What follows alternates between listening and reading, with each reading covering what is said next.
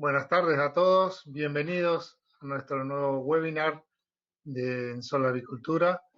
En este momento, en esta oportunidad, estamos de la mano de Sumitomo, uno de nuestros proveedores de metionina, en la persona de Felipe Pérez, que está en la cámara. Bienvenido. Y bueno, queremos agradecer a todos la posibilidad de estar acá en este momento, tratando de asistir a un poco algunas cuestiones de la realidad avícola que se nos va presentando día a día para cada circunstancia. En este caso, en esta oportunidad, vamos a tener la presencia de tres importantes personas de la realidad argentina y especialmente la avicultura, como son el doctor Javier Prida, presidente de la CAPIA, el señor Roberto Domenech, presidente de CEPA, y Salvador Di Stefano, economista especializado también en la parte agropecuaria y bueno, que comparte un poco con todos en las industrias y que tiene un conocimiento vasto del terreno del día a día de la economía argentina, que no es poco. Queremos agradecerles a las tres su predisposición y poder asistir a este evento y poder compartir un poco algunos temas que día a día nos va llevando a tratar de mantenernos informados. Sabemos que la avicultura argentina y en particular la argentina es algo de ya últimamente de minuto a minuto las noticias, pero por lo menos sabemos que tenemos cuestiones generales que tenemos que conocer, ampliar y participar para poder difundir y ayudar desde Ensol como grupo de una empresa de nutrición animal. Eh, en la modalidad que vamos a utilizar va a ser la siguiente. Vamos a tratar algunos temas que ustedes pudieron ver cuando se inscribieron, que son temas genéricos. Elegimos 4 temas y por orden un poco de elección del público, en esa importancia los vamos a poner y le vamos a dar unos minutos a cada uno para que opinen al respecto. De acuerdo al tema tratado, va a empezar alguno u otro en cada pregunta. Y después surgieron también algunas sugerencias de parte del público, por lo cual vamos a tocar esos temas en particular para que se puedan explayar los disertantes y ver después algunas preguntas que van a seguramente surgir sobre esto. Nuevamente agradecemos a todos la paciencia, esperamos que hayan disfrutado del video y vamos a dar comienzo un poco a este webinar de 2020 del acto de análisis del presente de la industria avícola en Argentina.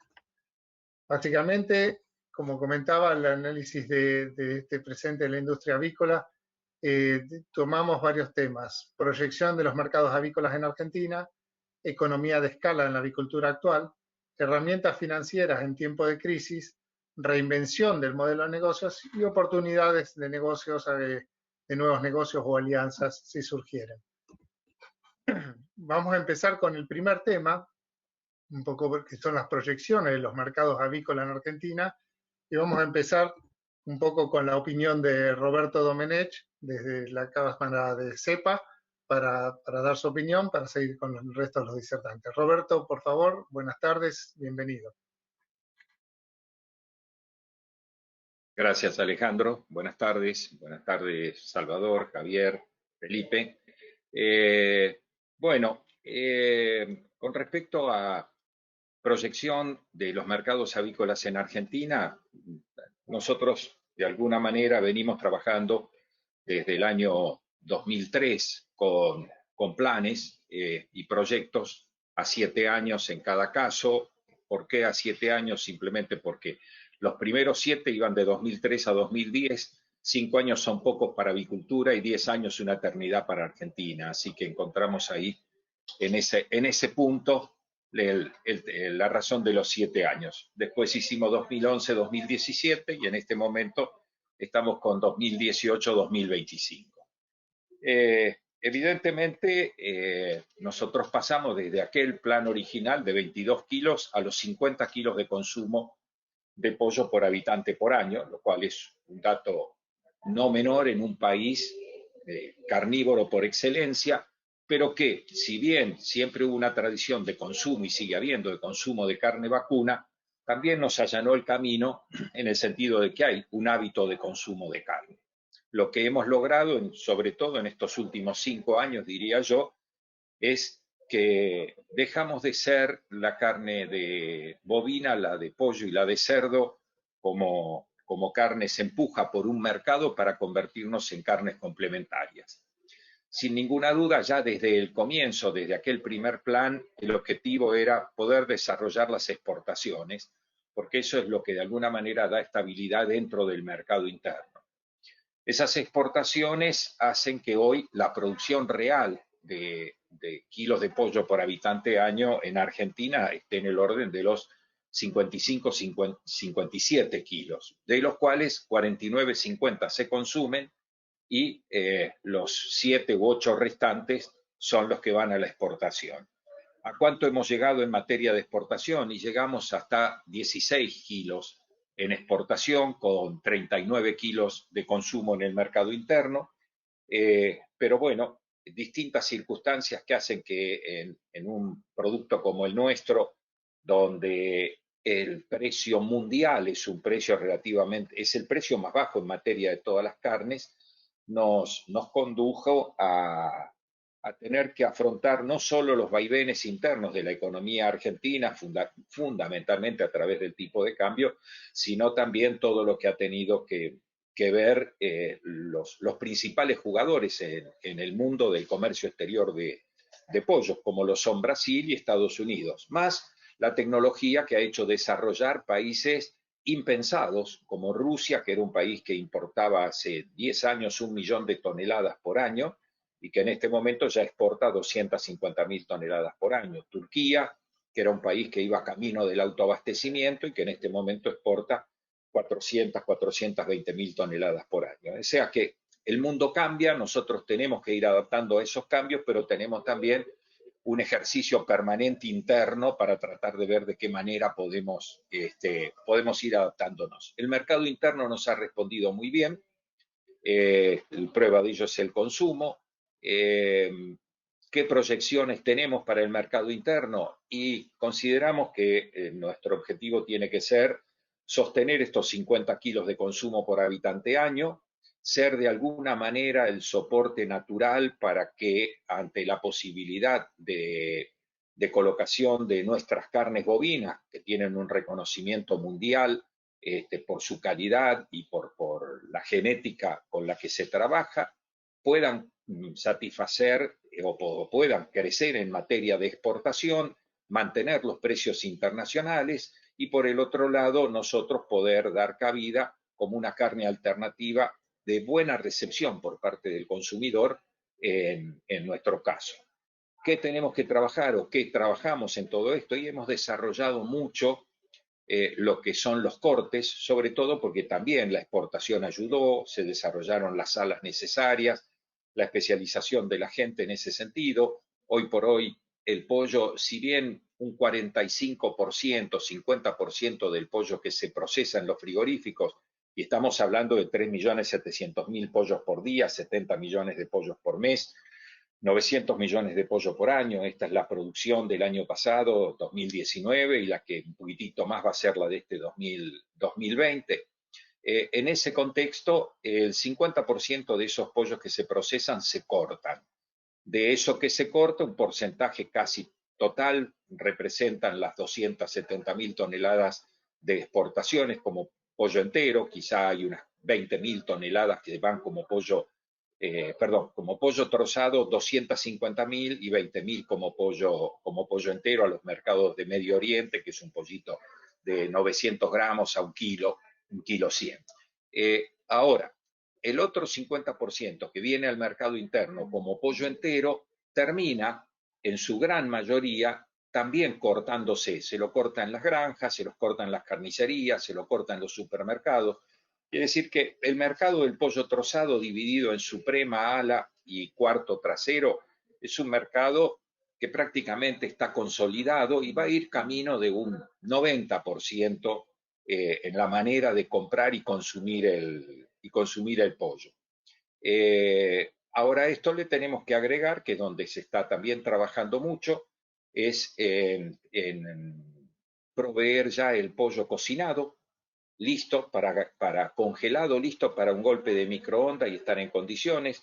Hay 4 empresas con sus hornos funcionando y, por supuesto, trabajando en el afán de poder desarrollar y hacer conocer el producto. También está saliendo, sin lugar a dudas, ya es un éxito todo lo que tiene que ver con nugget, con medallones, con distintas variables. O sea que desde ese punto de vista el producto está, no diría que en su máxima expresión, debemos todavía llegar a lo que es la comida preparada, no solo como pollo entero, sino como los cortes que puedan llegar al consumidor final. Pero hay que adaptarse principalmente a la conformación tanto de la familia como de las personas, mujeres, hombres que viven solos o madres que trabajan con hijos en edad escolar, que pueden manejar el microondas o el hornito, pero bueno, es un trabajo constante que nosotros vamos haciendo con los focus group, buscando conocer las distintas preferencias e incluso recibiendo una cantidad importante de sugerencias y aportes por parte del consumidor. Yo diría que en ese sentido no sería extraño que pudiéramos pensar que en los próximos 10 años estemos en un consumo de pollo del orden de los 57, 58 kilos, aunque parezca una exageración, ya que de algún modo eso conformaría con las demás carnes sostener el consumo de 110, 115 kilos por habitante año. Pero creo que es muy probable que vayamos en eso. Eso es como consumo por habitante año, y por el otro lado también hay que tener en cuenta que el crecimiento poblacional de Argentina está en el orden del 1.15, 1.20%. Con respecto al Perfecto. mercado internacional, necesitamos condiciones macro más estables que de alguna manera permitan consolidar un proyecto. Nosotros tenemos proyecto exportador, tenemos los frigoríficos en condiciones para eso, pero lamentablemente en los últimos 10 años hemos tenido que cambiar 4 veces los objetivos de exportación. Y los hemos tenido que cambiar más que nada teniendo que adaptarnos a las nuevas reglas de juego. Ahora tenemos un desafío tremendo que lo veremos en una pregunta más adelante, que es cómo vemos la pospandemia. Perfecto, gracias Roberto. Le vamos a dar lugar un poco a la opinión de Javier desde la Cámara de Capia, básicamente. Javier, bienvenido, buenas tardes.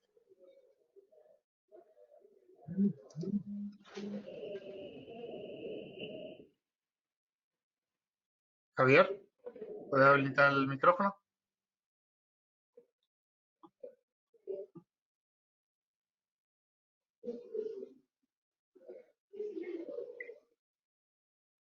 Hola Javier.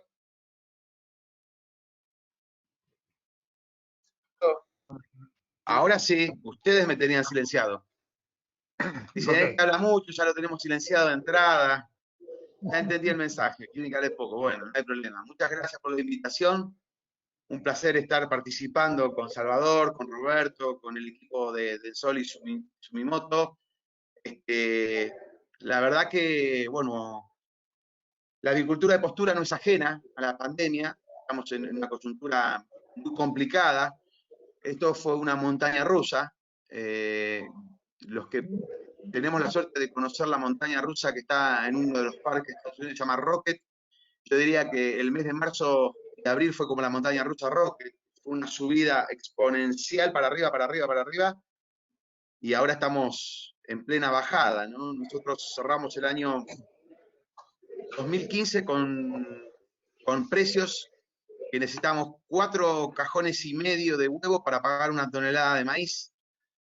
El año 2019, 7,1 cajones de huevo para pagar una tonelada de maíz. Y al día de hoy necesitamos 8,3 cajones de huevo para pagar la misma tonelada de maíz.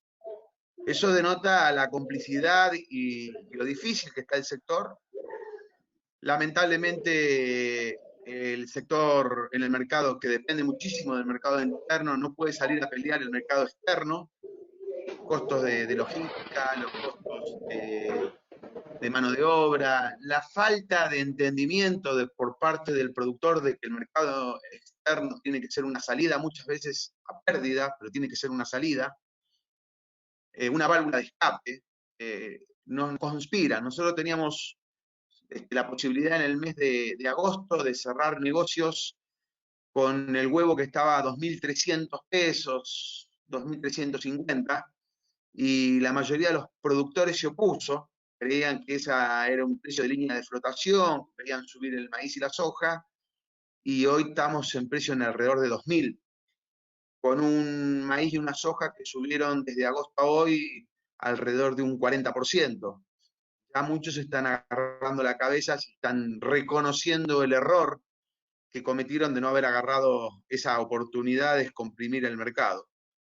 Entiendo que nosotros, si no tenemos una recomposición del mercado interno, que después un poco Salvador nos va a empapar mejor que yo, pero a mí me gusta un poquito también meterme en los números de la economía y algo hemos hecho, algunas proyecciones, pero nosotros hoy tenemos en la Argentina un mercado que tiene 130.000 millones de pesos menos al mes para gastos de consumo.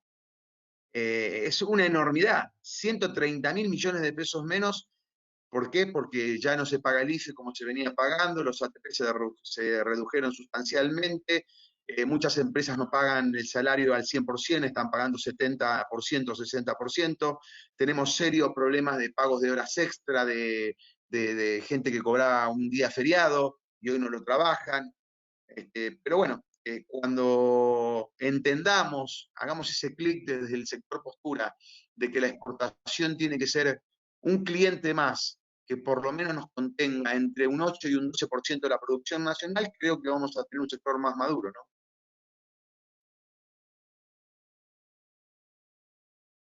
Muchas gracias, Javier. Damos la palabra a Salvador. ¿Algunas palabras al respecto de esto?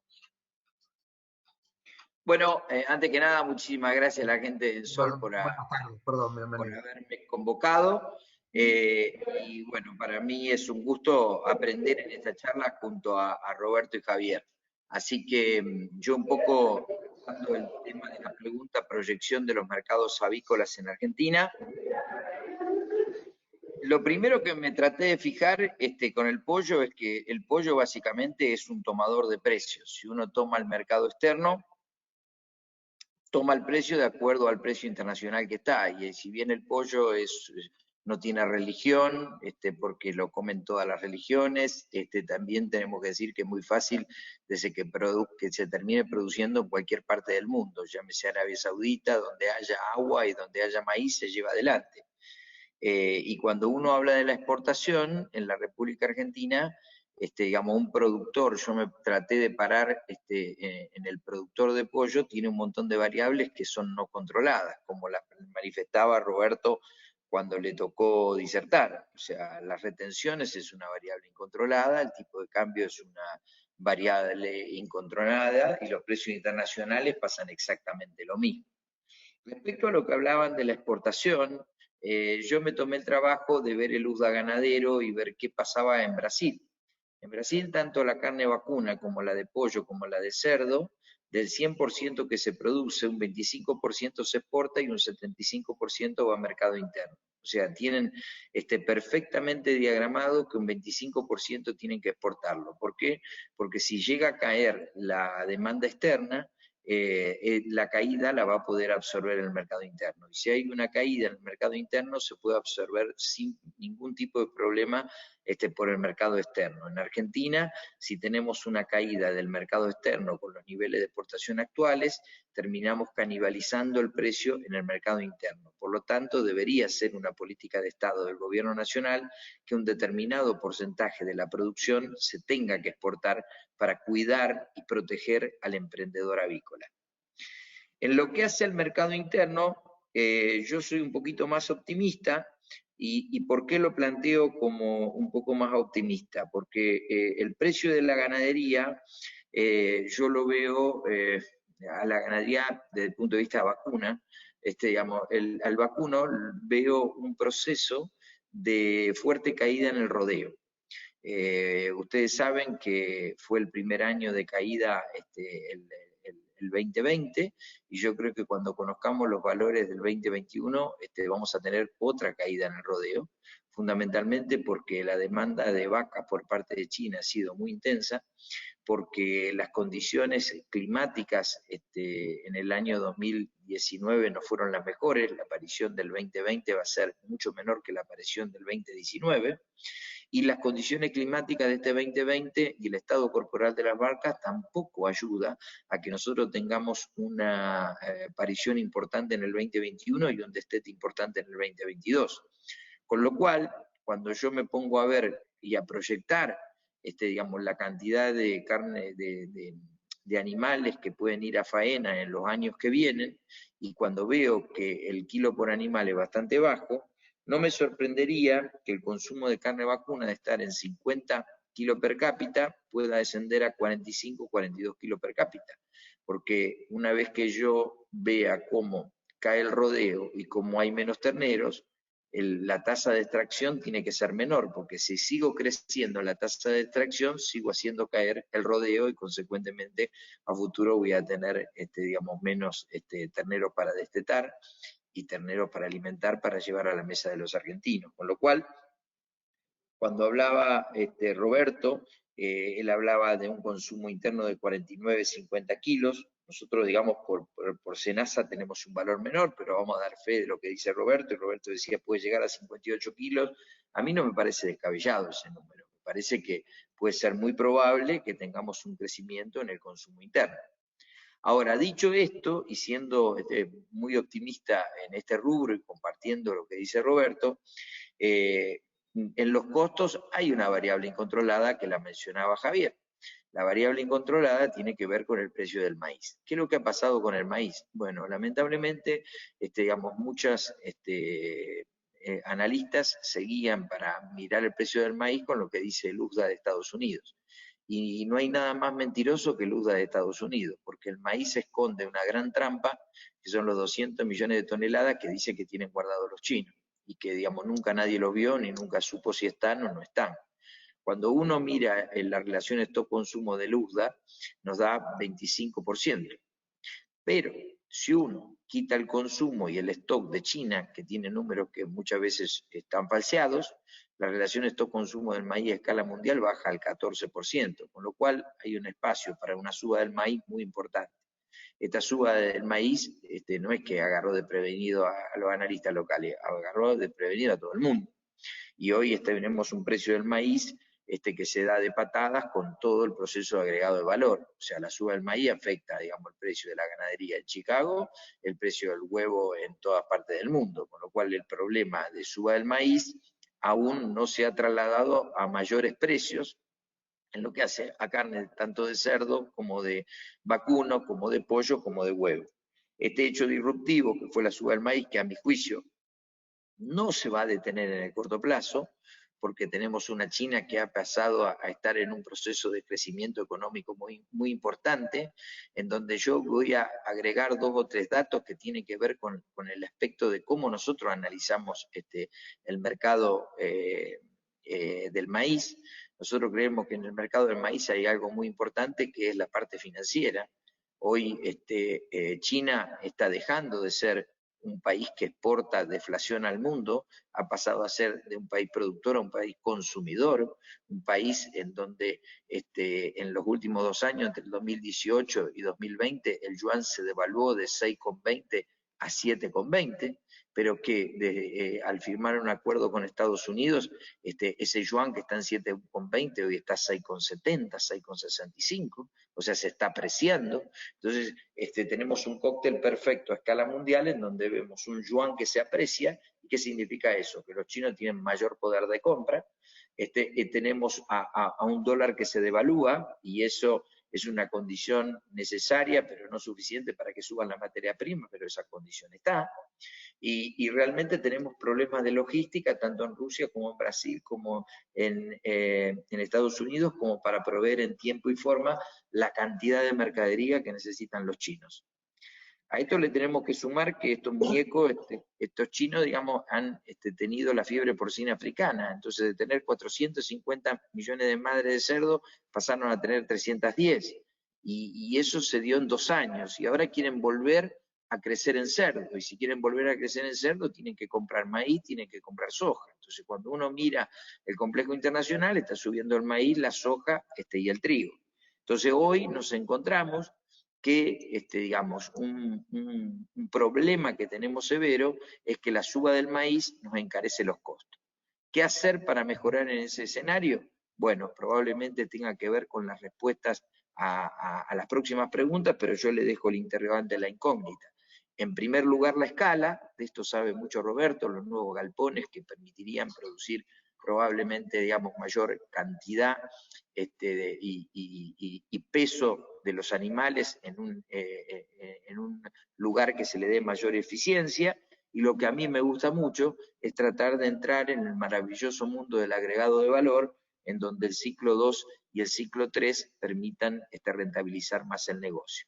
Respecto a lo que Javier decía, y con esto voy cerrando, estamos en tiempo, le pido que me avisen por si me paso, para ir cerrando, los últimos datos que nosotros tenemos de PBI nos dan probablemente, digo los últimos datos porque nos llegaron hoy, nosotros estamos suscritos con la gente de Fiel, digamos, y el último dato macroeconómico da una caída del PBI para este año del 11,8% y para el año próximo una recuperación del 3,5%, pero en lo que se refería concretamente Javier, que es el consumo tenemos una caída del 14% y de cara al año próximo vamos a tener un crecimiento del 0,5-1%. Con lo cual yo te diría, Javier, que digamos, la caída en el nivel de consumo me parece que ha hecho pie en el tercer trimestre del año 2020 y lo que viene por delante todo dependerá de una cuestión de precio y una cuestión de sustitución.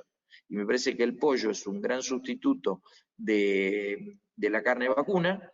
Creo que el huevo ha ganado una entidad impresionante en la República Argentina, en donde es muy demandado por todos los consumidores, y el mayor problema que nosotros tenemos para que el sector se desarrolle y crezca son las restricciones a la exportación. No sé si he sido claro, pero lo dejo acá para seguir con el debate. Gracias, Salvador. Ok, vamos a pasar al segundo tema, que es un poco la economía de escala. Yo creo que es indefectiblemente el camino que está siguiendo la avicultura de postura, va mucho más ralentizada que otros sectores, como puede ser la avicultura de carne, como puede ser la porcicultura, como puede ser también la ganadería, ¿no? Indefectiblemente la competitividad se va a ir dando de varios factores, pero la economía de escala es sin lugar a duda la columna vertebral. Va a ser la columna vertebral para optimizar costos, optimizar procesos, optimizar comercialización, optimizar todo lo que es desde la producción hasta la puesta del producto final en góndola.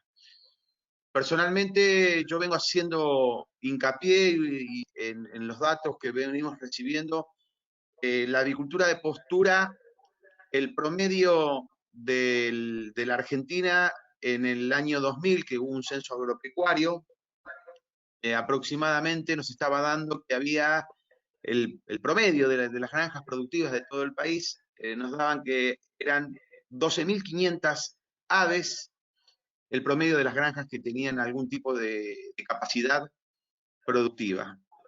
Hoy estamos aproximadamente en 43.000, 44.000 aves, el promedio de toda la Argentina. Muchos dirán, sí, pero hay un montón que nosotros conocemos que están por debajo de esa cantidad. Sí, es verdad.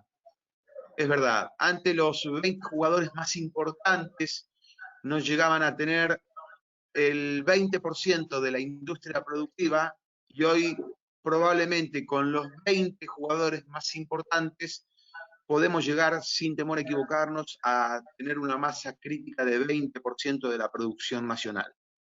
¿Qué significa eso? Escala. Escala que se dio por concentración del negocio, por el tipo de estructura productiva y comercial que tiene la Argentina.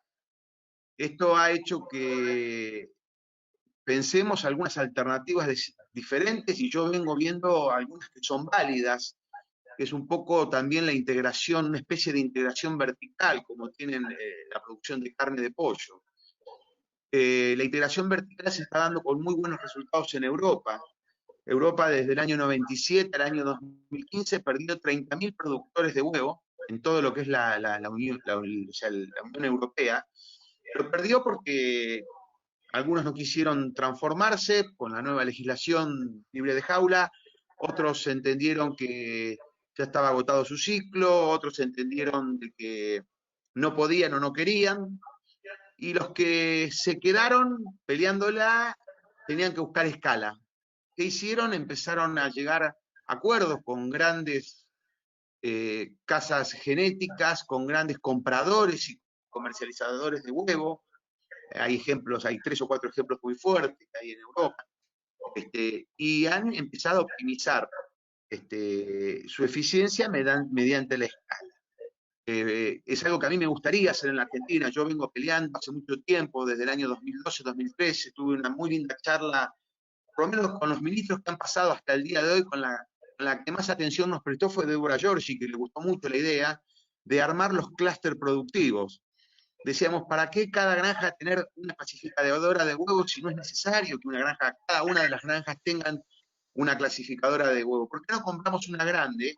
Armamos un buen depósito en lugares estratégicos, la idea era armar 5, por ejemplo, y que usen los productores, envíen el huevo a clasificar y a empacar, se lo lleven de esa manera y permitan, digamos, se apagó la cámara, perdón, permitan que la gente pueda comprar un producto clasificado, empacado, bien ordenado, y el productor no tenga el costo de comprar la máquina, instalarla, hacer un depósito.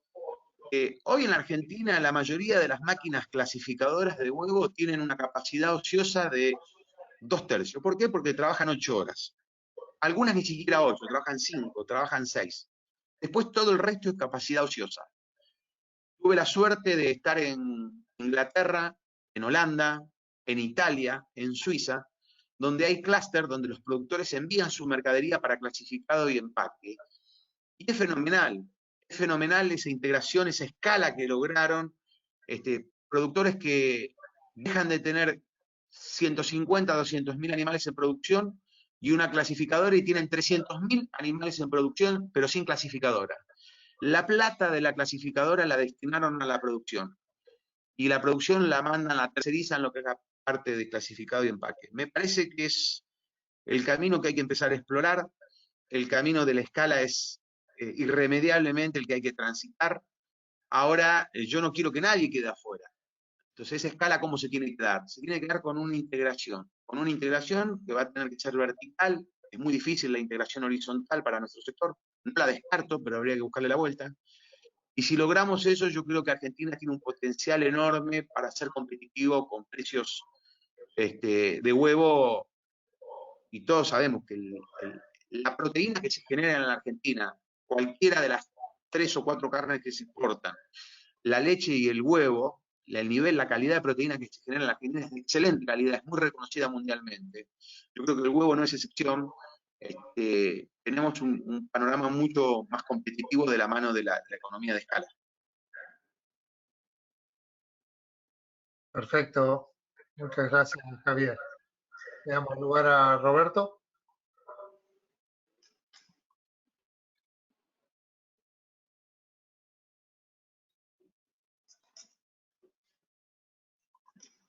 ¿Tengo sonido ahora? Sí. Perfecto.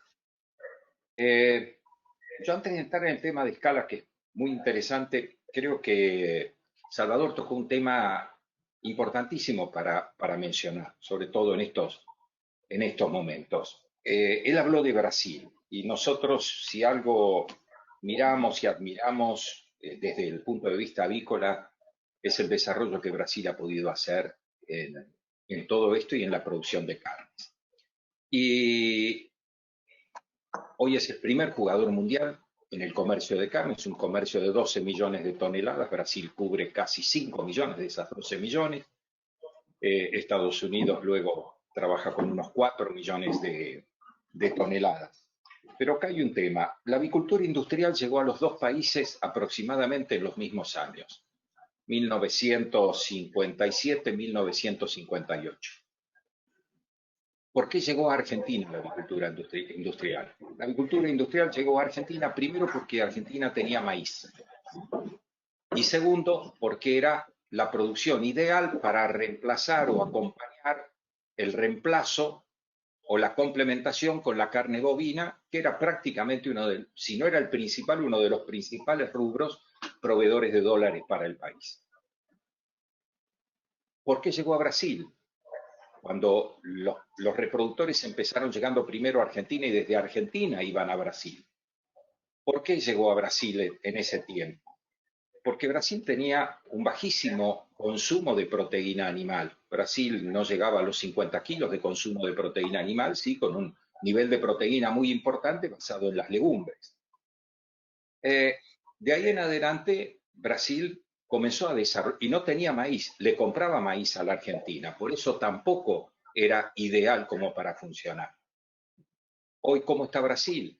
Hoy Brasil está en los 100 kilos por habitante de consumo de proteína animal, desarrolló el cerdo, desarrolló el pollo, son líderes mundiales, avanzó con la carne bovina y exporta maíz. Pero ha tomado siempre, primero ha reconocido fuertemente que la agroindustria y todo lo agropecuario es un hecho fundamental y que necesita respaldo y continuidad, más allá de la industria que la tiene y la defiende. Entonces, acá siempre lo que ha estado vinculado a las carnes ha sido político. Es decir, acá, bueno, si hoy por hoy nosotros insistimos mucho y decimos, dejen que funcionen las carnes porque el consumidor ya se adaptó. El consumidor es el que decide y compra según su bolsillo, según su gusto y según el momento del mes. Insisto mucho en esto por distintas razones, porque siempre tuvo una continuidad y una relación y fueron escuchados y tuvieron un ida y vuelta las carnes con los gobiernos de Brasil. Y quiero plantear un hecho fundamental que pasa en este momento. Brasil acaba de liberar de aranceles la importación de maíz y la importación de soja, porque se excedió en las exportaciones y tiene un problema para abastecer la potencialidad de sus producciones de carne. Ese es un tema. Y el otro tema, aparte de eso, es la vigencia permanente de la CONAB, la Comisión Nacional de Abastecimiento, con la cual en todos los productores, fundamentalmente en la zona del Mato Grosso, donde va desarrollando cultivos, la CONAB es la que mantiene el sustento de los precios para que esos productores de soja, de maíz o de otras cosas no encuentren una pérdida total con sus malos precios que se los compran. Y esos stocks son los que hacen que en momentos como estos, como planteaba Salvador, donde el maíz falta y si no falta está caro y si aparte está caro cuesta comprarlo, como en este momento, que el feedlot no tiene maíz, el cerdo no tiene maíz, el pollo no se consigue el maíz, ahí aparece la CONAB. Ahí aparece y hace licitaciones y coloca y no serena al mercado, pero de alguna manera garantiza el abastecimiento. Entonces, hay cosas que de todas maneras acá se las podría ver como, qué disparate, acá tuvimos la pésima experiencia de la Junta Nacional de Granos, donde terminó desapareciendo cosechas enteras. Bueno, ese es otro tema, pero que las políticas tienen que ver con el desarrollo también de los sectores, tienen que ver, y tienen que ver fundamentalmente. Esto no es un tema menor, es bueno el momento para comentarlo. Salvador, gracias por traerlo como comentario, pero quiero decir que un país que le faltaba, hoy tiene uno que escuchar al presidente de Brasil diciendo Venezuela, Argentina y no sé qué otro país han hecho lo imposible, que en Argentina falte carne, no falta carne, es absoluta mentira, producto de alguien que no tiene la menor idea de lo que dice. Bueno, que Venezuela no tenga petróleo, desgraciadamente es un sí. No es que no lo tenga, lo tiene, no disponen de cómo extraerlo. Pero bueno, en ese tipo de cosas es donde de alguna manera nosotros estamos tratando de algún modo de que se entienda la integridad de todo esto. Por eso quería comentar este tema porque me parece muy importante el haberlo traído a la mesa, el desarrollo de Brasil. Estados Unidos, no hablemos, Estados Unidos es otro mundo, realmente donde las cosas se manejan de forma completamente distinta, también admirables, pero una utopía para Sudamérica o por lo menos para Argentina. Voy al tema de la escala. Sin ninguna duda, la economía de escala es fundamental. Si algo la avicultura se ve obligada a desarrollar, es una economía de escala. ¿Por qué se ve obligada? Porque también, como dijo Salvador, pollo hoy se puede hacer en cualquier lado. Incluso en Arabia Saudita, donde hasta incluso se está produciendo maíz con un riego carísimo, pero bueno, es Arabia Saudita y decidió tener parte de su seguridad alimentaria cubierta con algo de producción de pollo propio, y bienvenido. Al precio que sea, ese es otro problema. Pero hay países que lo hacen a un costo interesante y razonable, importando el maíz e importando la soja. La gran ventaja competitiva que tenemos nosotros es que tenemos maíz y soja de la cosecha de hoy. Es decir, y lo tenemos seguramente a una distancia no superior a 400, 500 kilómetros de máxima del lugar donde estamos. Eso ayuda. Ahora bien, ¿cómo se divide la escala de faena, de producción nuestro? Porque todo, al ser una integración vertical, la nuestra, todo va relacionado. Es decir, la escala para producir huevo fértil, la escala para tener una planta de incubación que abastezca a los bebés necesarios, la escala para criar y la escala para faenar. Evidentemente, el que manda es el frigorífico. Si yo hago 10.000 pollos para un frigorífico que faena 3.000 pollos por hora, me van a sobrar pollos. Y como son míos los pollos, tengo que equilibrarlo.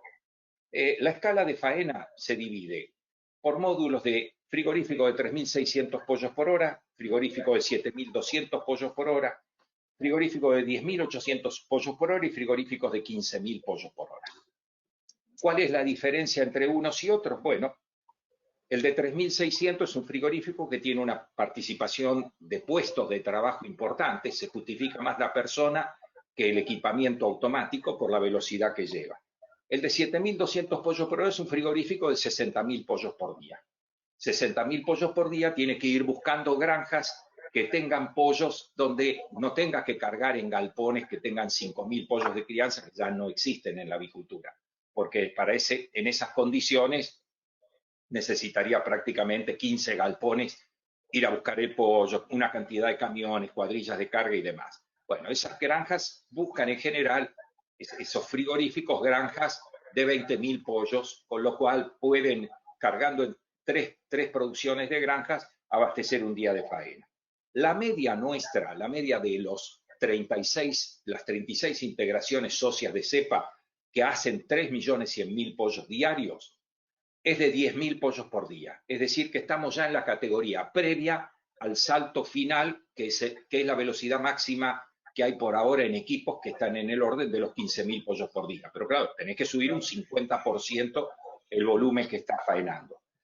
¿Esto qué significa? Bueno, esto significa sin ninguna duda una baja importante en el costo industrial y es fundamental.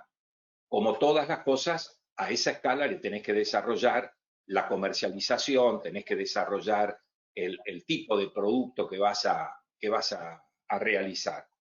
Y por el otro lado, la tenés que ir acompañando también con granjas de mayor escala. Hoy nosotros, con respecto a los galpones de última generación, que se están construyendo en forma muy lenta, pero que entendemos que vamos a poder entrar a un ritmo más importante. Estamos hablando de una incorporación no menor a los 120, 150 galpones de este tipo por año al sector. Son galpones de 160 metros de largo por 16 metros de ancho. Esto dan 2.560 metros cuadrados. A 12 pollos por metro cuadrado que estás ingresando son 31.000 pollos manejados automáticamente, con renovación de aire, con todo lo que hace a un confort total, al bienestar máximo animal y aparte a la posibilidad de el menor estrés posible para el animal y el mejor desarrollo posible, expresar su capacidad que tiene. Si vamos para atrás, ¿cuáles eran nuestros galpones? Hablemos del año 2000, 2004, 2005. Vamos con galpones de 100 metros cuadrados por 10 de ancho, que también demandaban una persona. O sea, ahí vamos teniendo la mejora que a su vez se fue visualizando claramente en el mercado con la caída de precio que fue teniendo el producto pollo. Es decir, yo siempre hago una comparación por décadas y digo, En la década del 60, cuando arrancamos prácticamente ya con fuerza para la avicultura industrial, un kilo de pollo costaba como un kilo de lomo. Y mucha gente no conocía bien cuál era el lomo, cuáles eran las características. Al año siguiente, un kilo de pollo costó como un cuadril, perdón, a la década siguiente, en la del 70, ya en la década del 80 el kilo de pollo costaba como la carne para la milanesa, y en la década del 90 un kilo de pollo costó como un kilo de asado. Y de ahí en adelante llegamos a lo que es hoy, donde con lo que se compra 3 kilos de pollo, se compra un kilo de asado. Es decir, hoy el pollo está totalmente desvinculado del precio que tiene la carne bovina, con producto sin ninguna duda de mayor eficiencia, como decimos nosotros.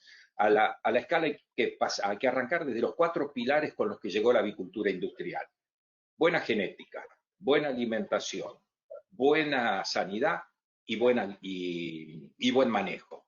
A esos 4 pilares los años le fueron agregando tecnificación, nuevos equipamientos, estos nuevos galpones, y además permanentemente esos 4 puntos estuvieron rodeados por investigación, desarrollo y ciencia permanentemente. Es decir, la escala es consecuencia de la suma de cosas virtuosas y positivas, sin ninguna duda, que ha ido desarrollando la vida.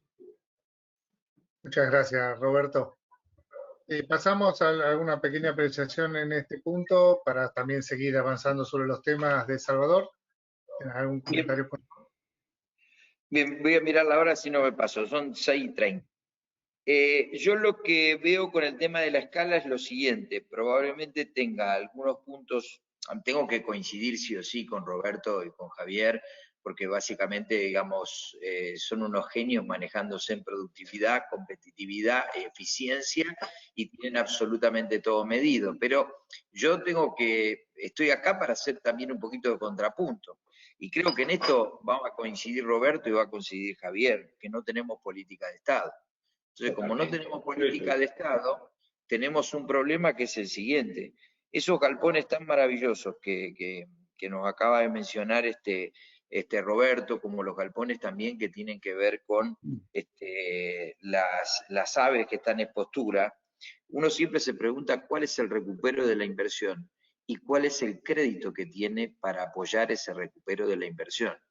Porque hoy, si el Banco Nación nos ofrece un crédito al 34% anual a 10 años, es lo mismo que nos ofrezca un crédito a 3 años, porque cuando la tasa es muy alta, a 10 años pagás casi lo mismo que a 3 años. Entonces, esto es un negocio que tiene que ver una política de Estado.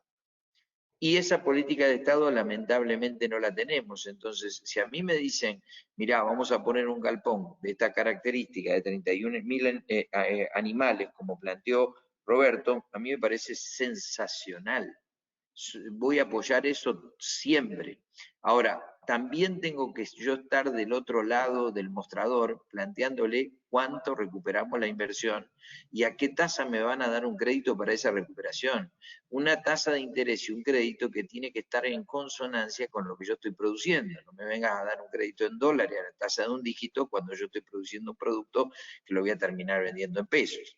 Entonces, yo lo que veo, digamos, tomando palabras de quienes me precedieron, es que en el mundo hay política de Estado. O sea, digamos, se produce, digamos, la CONAB, interviene la CONAB para ayudar en los momentos difíciles en Brasil, y a mí me parece absolutamente perfecto eso, porque de lo contrario, tampoco una persona que se dedica a la avicultura o a la postura, digamos, al huevo, tiene que tener hacia atrás también el maíz, que de hecho tenemos un montón de emprendedores que hacen maíz, que hacen avicultura y que van a la parte final.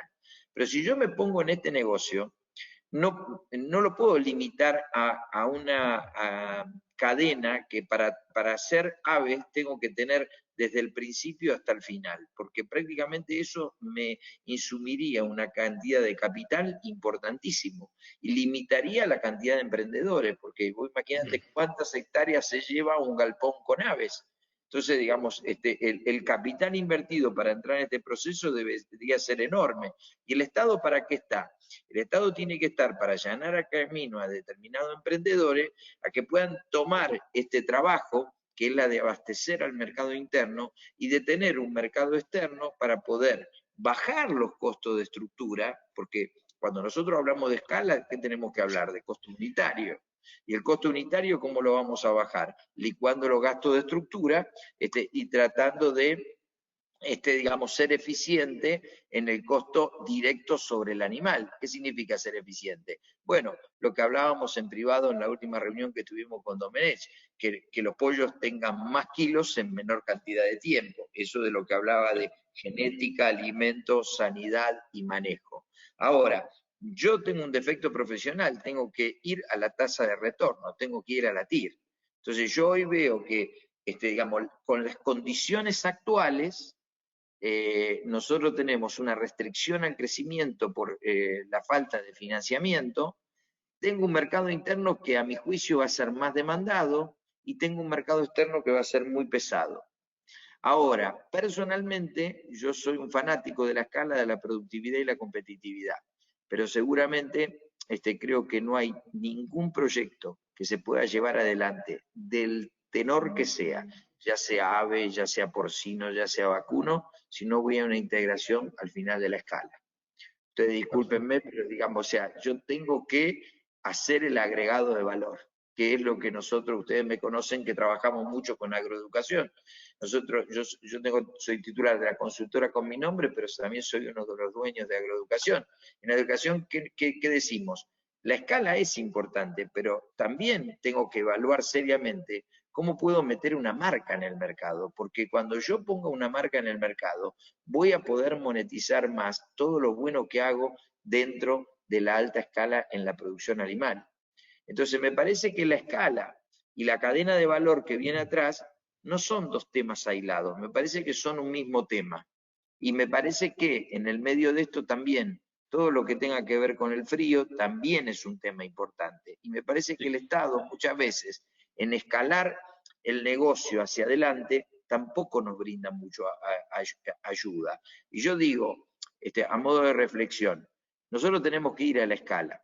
Pero hay una frase que dice, no tengo claro el objetivo, redoblemos el intento. Redoblamos el intento en la escala, nos matamos en la productividad, en la competitividad, y después nos canibalizamos cuando vamos a vender porque no tenemos una política exportadora, no tenemos una política interna que nos cuide al momento del desabastecimiento de nuestro insumo básico, que es el maíz, y por otro lado no nos hemos dado una política de decir, bueno, vamos a añadir frío o vamos a agregar una cadena de valor para no ir metiendo en el mercado todo junto lo que producimos, porque de golpe podemos quedar atrapados en un efecto puerta 12. Entonces me parece que ahí no tenemos un cuidado por parte del Estado Nacional, ¿me explico? O sea, no tenemos bien aceitada la cadena, no tenemos nadie que nos apoye en ese sentido, y me parece que esa falta de estructura es lo que a veces nos limita el crecimiento. Porque yo viéndolo desde afuera veo un escenario para la agricultura sensacional, pero cuando entro adentro me encuentro con limitaciones por la falta de política de Estado. Yo lo resumiría en ese lado, dejo la polémica ahí, en cuánto tiempo recupero la inversión.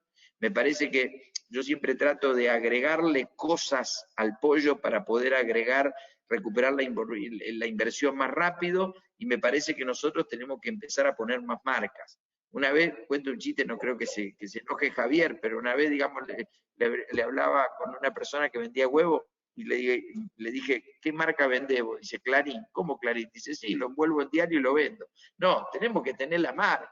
Tenemos que tener marca de huevo, tenemos que tener marca de pollo, marca de nuestro producto, tener calidad, tener un laboratorio que nos mire la calidad de nuestro producto. Y también el Estado, yo creo que no hace docencia tanto con todas las cualidades que tiene el huevo como las cualidades que tiene el pollo.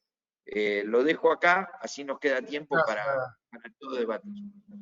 Gracias, Salvador. Ok, pasamos al tercer tema y vamos agilizando un poquito también por respeto a los asistentes. El tercer tema son las oportunidades de nuevos negocios y alianzas. Le damos la palabra nuevamente a Salvador en este caso, para ir dando, varias cosas se van cruzando con las charlas anteriores, pero un poco para complementar.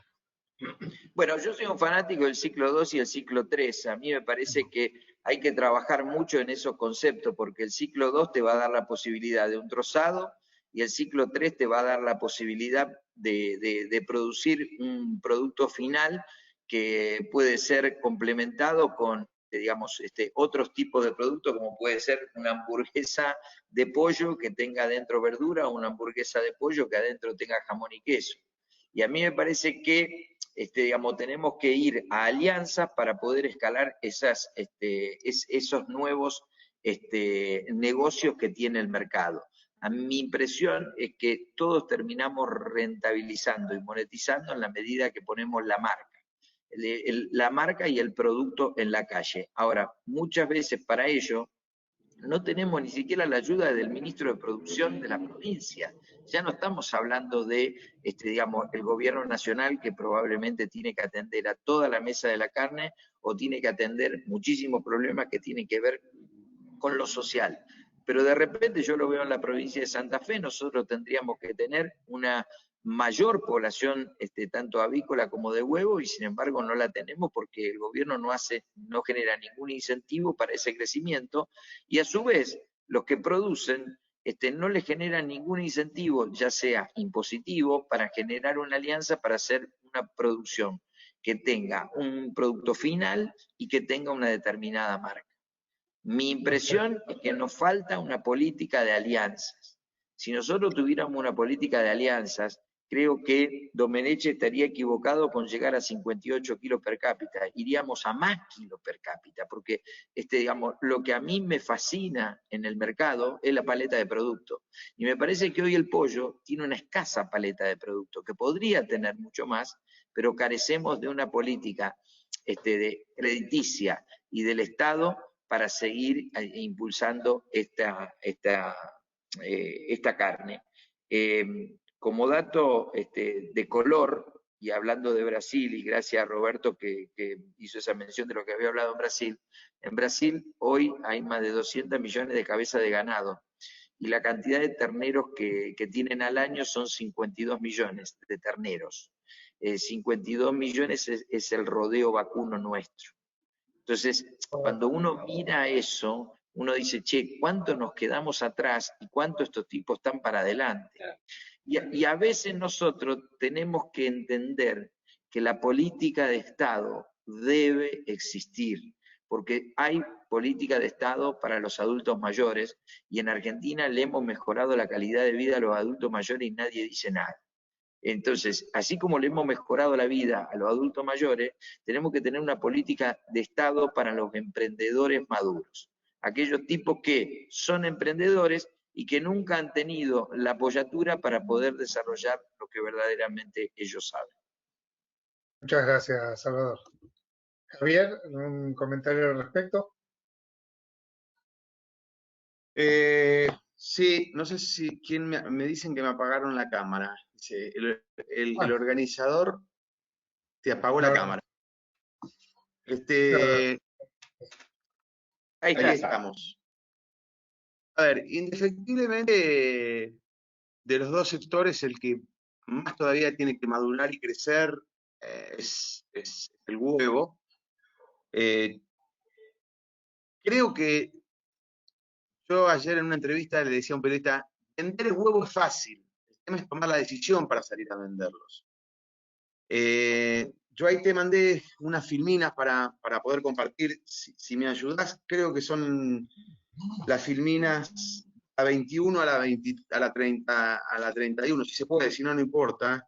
Pero ahí tenemos un montón de atributos que también los tiene el pollo, que es la huella de agua y la huella de carbono. El huevo y el pollo son dos proteínas animales que tienen una bajísima, pero bajísima contaminación ambiental y una bajísima uso de huella hídrica.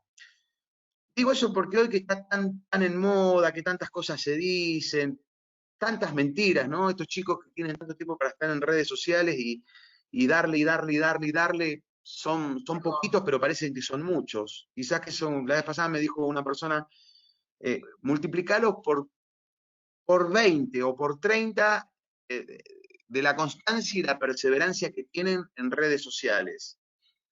Digo, cuando me hablan de que los animales y el cuidado del medio ambiente, la avicultura es el sector productivo más sano y más natural y más amigable al medio ambiente. Pero por lejos. Hay filminas que vamos a mostrar ahora en un ratito donde la huella de agua es muy, pero muy baja. La 21, por favor, desde la 21 a la 31. Ok, vamos a hacerle medio rápido, sí, correcto. La verdad que, vamos a la 20, pasame una más. La verdad que es muy interesante. Seguí pasando, por favor. Ahora en Huella de Carbón, ustedes van a ver acá, es increíble. Esto es lo que dice la Unión Europea, el panel intergubernamental de cambios climáticos, qué es lo que contaminan las distintas fuentes contaminantes o generadores, no son contaminantes, son generadores de gas de efecto invernadero, ¿no? Fíjense, en 14,5 es toda la ganadería. De toda la ganadería, donde está la avicultura, la integra, vamos a la próxima, si se fijan, es muy, muy chiquito lo que es el huevo que está arriba de todo, y abajo le sigue la carne de pollo. La verdad que si nosotros cuando salimos a vender un producto, y está bueno que a la población le interese estas cosas, no se lo comunicamos, la culpa es nuestra. Ese es nuestro desafío. Nosotros tenemos que decirle a la gente, además de dar mano de obra, tenemos que decirle a los gobiernos que además de transformar productos primarios con valor agregado, donde realmente, no te digo solamente producir huevo y venderlo en cáscara, si lo haces en polvo, si después ese huevo polvo se transporta en un alfajor, en un helado, en un pionono, o sea, podemos hacer un montón de ecuaciones. Fíjense en lo que es el pollo y el huevo, es espectacular. Digo, y escuchamos a Salvador lo que acaba de decir, y es verdad, todavía se venden huevos envueltos en el diario Clarín. O sea, la culpa es nuestra.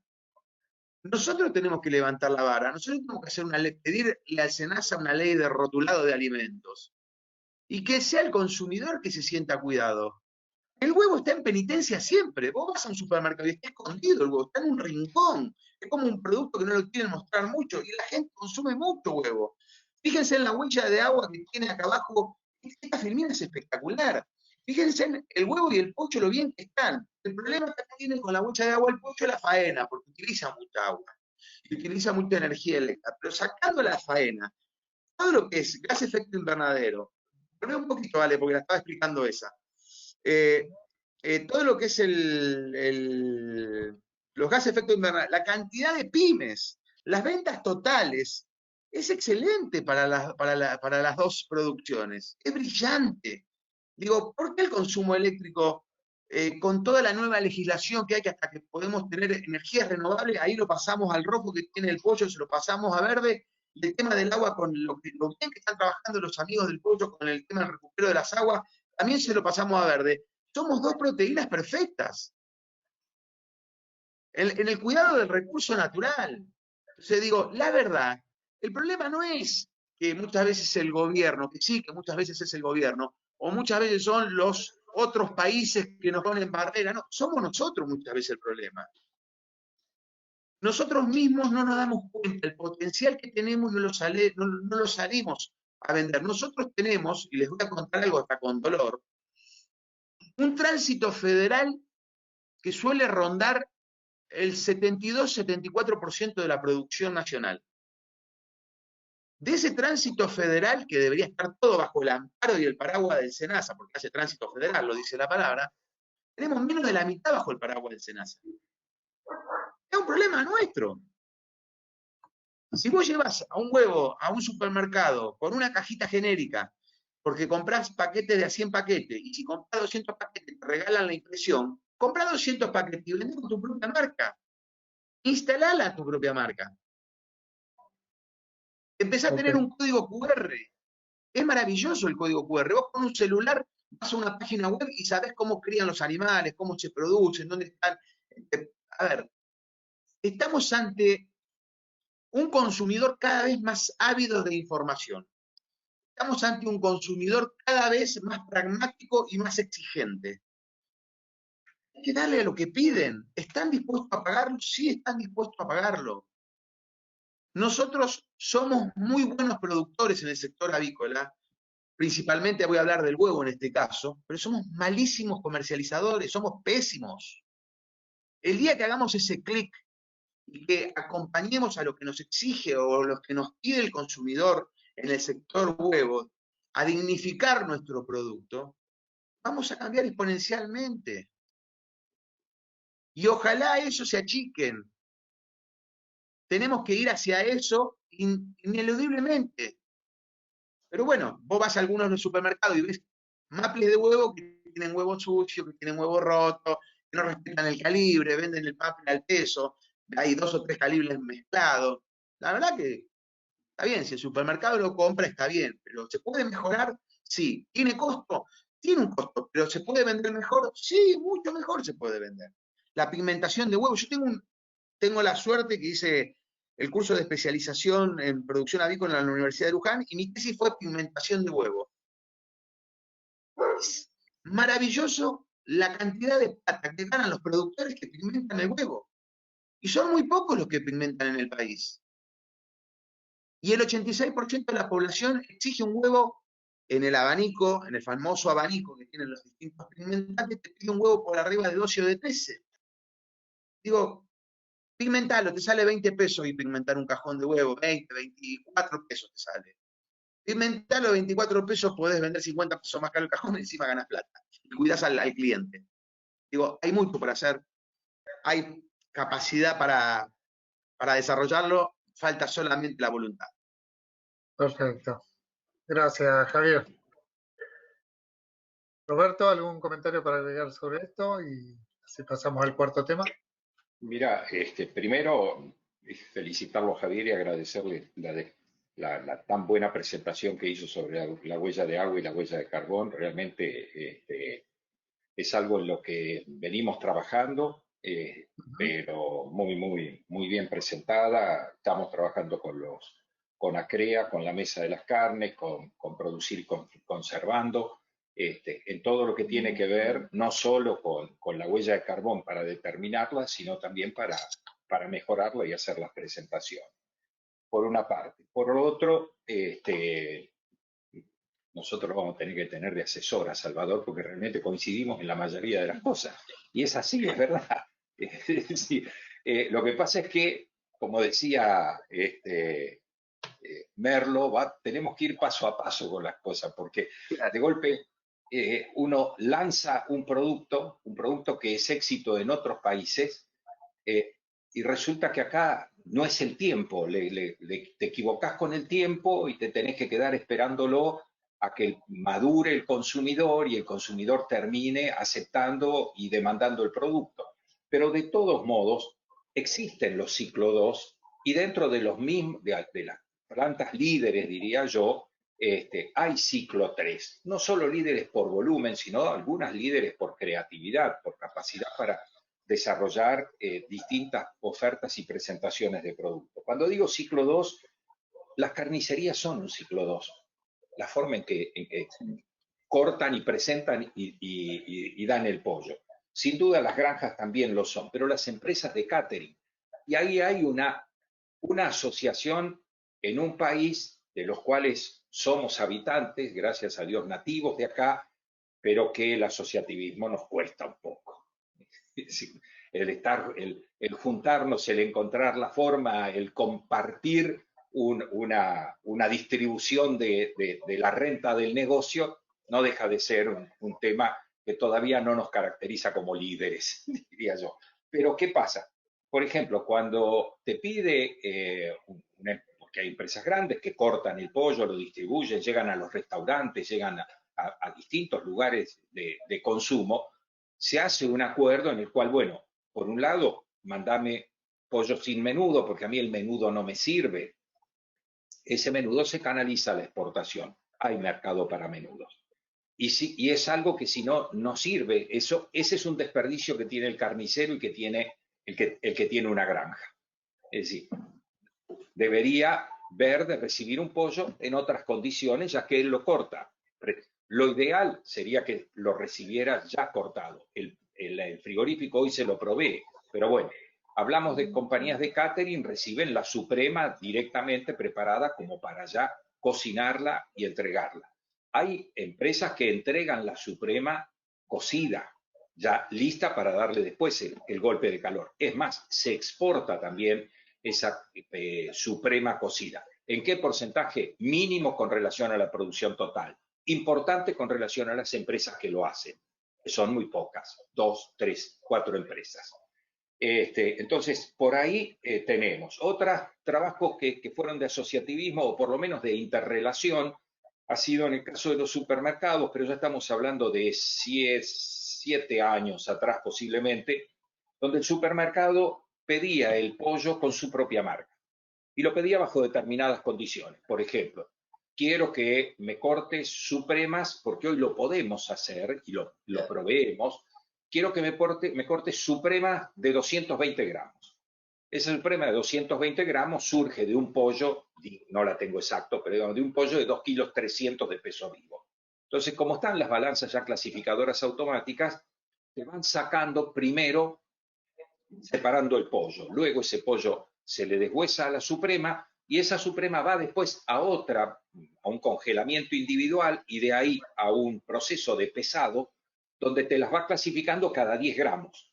Entonces tenés de 190 gramos, 200, 210, 220, 230, 240. O sea, esa tecnificación está y está dentro de lo que son, lo que decía, los frigoríficos de 10.000 pollos para arriba, que ya tienen una tercera etapa que es el trabajo y el procesado del deshuesado o del despiezado. O sea, vos tenés una primera etapa que es pelado y eviscerado del pollo. Después vas, por un lado, a envasar el pollo entero, por el otro lado, a destinar determinados pollos del mismo tamaño a corte. Después esos pollos del mismo tamaño que se cortan van a un tercer proceso que es deshuesado o despiezado con hueso en su interior. O sea, que esos temas están, yo creo que ahí vamos camino, hay falta, como decía Javier, un mayor desarrollo, yo no diría tanto de marketing, que lo existe y permanentemente, como un desarrollo de presión sobre los puntos de venta. Yo creo que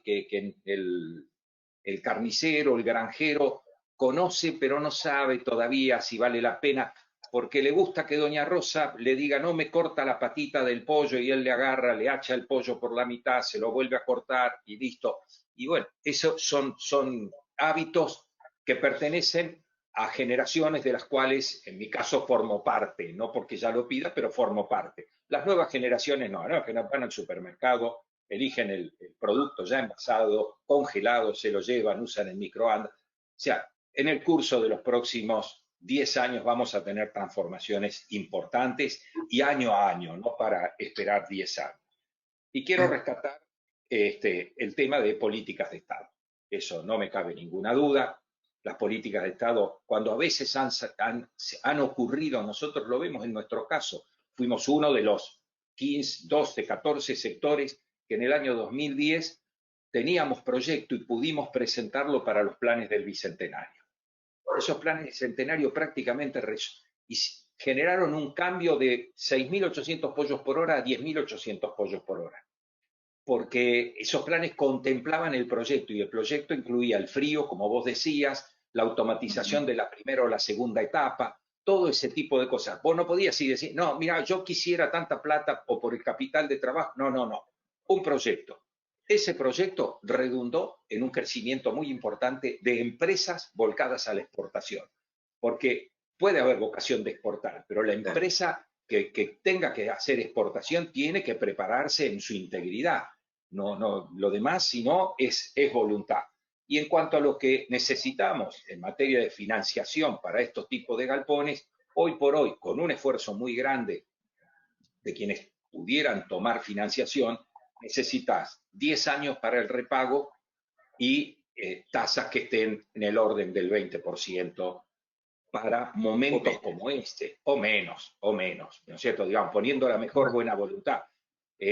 Uno ve cómo son las renovaciones y los créditos que hay en Europa, que por sus salarios y demás no tendría capacidad, entonces va por la automatización y tenés 25 años y tenés, tasas en euros al 3% anual. Pero bueno, eso es Europa. Acá con 10 años y tasas del 20 o menos podemos llevar adelante un desarrollo como esto. Pero bueno, lo que tenemos también es que yo diría, tenemos que plantearlo desde sectores como el nuestro que están dispuestos a meterse en esto, por un lado, y dentro de eso que quisieran tener la posibilidad, no en el argentino de esto no va a andar.